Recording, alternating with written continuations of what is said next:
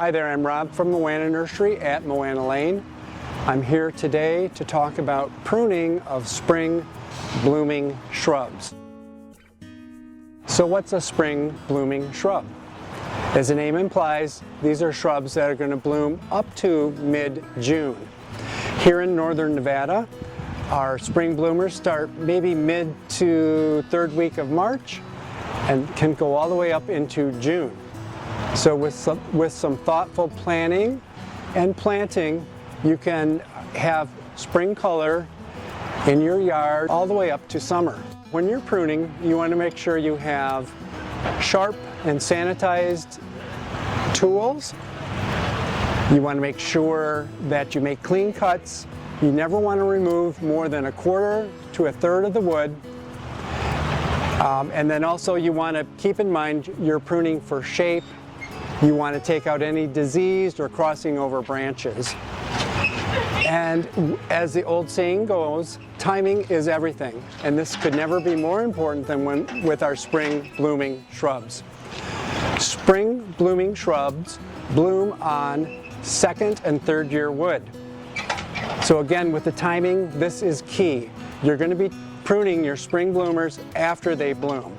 Some examples of our spring bloomers are going to be the rhodies and azaleas, the pieras, Forsythia, and lilacs. A question that I have fielded here at the nursery a couple of times: why did my neighbor's lilac or Forsythia look so great this year and mine didn't?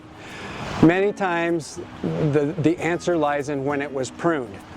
Again, you're going to be pruning the spring bloomers after they bloom.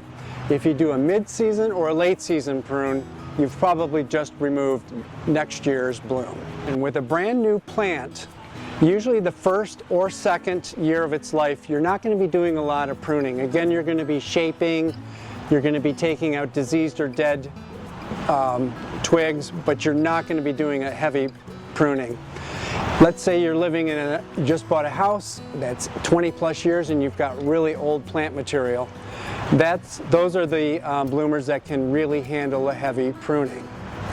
So for starters, I do have the pieras. With the pieras, not a whole lot of pruning is required with this. A lot of times you're just going to take out the spent blooms, but at that point you can let the new growth really shine. This is Mountain Fire. It's one of my favorite in the pieras family. And this is a flowering almond. This is not a plant that you're going to be doing a lot of pruning. You're just going to be basically doing cleanup. These top out around 4 to 5 feet. So if it does get out of hand and it's old enough, then you could take it back. But by and large, when you're pruning, your goals are opening the plants up for light and air circulation and improving the form of it. Forsythia right here. This is one of my favorite. This is the tall guy. This is Linwood Gold. So with the Forsythia, again, you want to maintain the vase-like, beautiful appearance of these. As they get older, they can get really woody with crossing over branches and stuff. So if I am doing a prune, which is going to be after it blooms and I'm starting to see leaves, I'm going to take out crossing branches. I want to retain the vase-like appearance of it. They're a beautiful, graceful, weeping plant. So this is not a plant that you would hedge.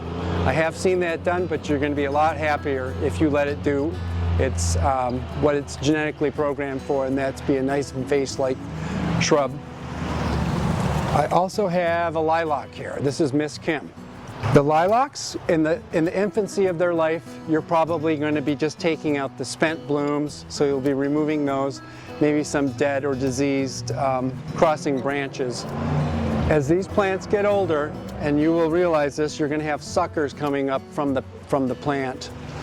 So typically, once the plant is maybe 6 to 8 years old, as you prune them, you're going to start taking out maybe 1/4 to 1/3 of the oldest canes in that. I've had people ask me, why is my lilac not blooming down here? It's only way up here with the blooms. It's because they do need a fairly heavy prune. Now, if you do heavily prune a spring flowering shrub, you are going to sacrifice the bloom for that next year. but in the long run, you're going to be much happier. You're going to have a healthier, more vigorous plant with plenty of bloom. The last plant I'd like to mention are the rhodies and the azaleas. I do have a rhodie right here. And as you can see, this is basically done blooming. You're going to have a central flower stalk that was from this season, but you have to be very careful when you do prune these. You do not want to remove next year's growth. So they're typically around that central, which was my bloom from this year.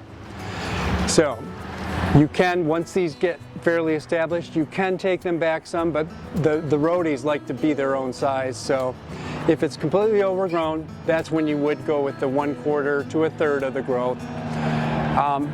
But really and truly in the first few years of its life, you're just going to be removing the spent blooms from this season and letting them take over for the next season.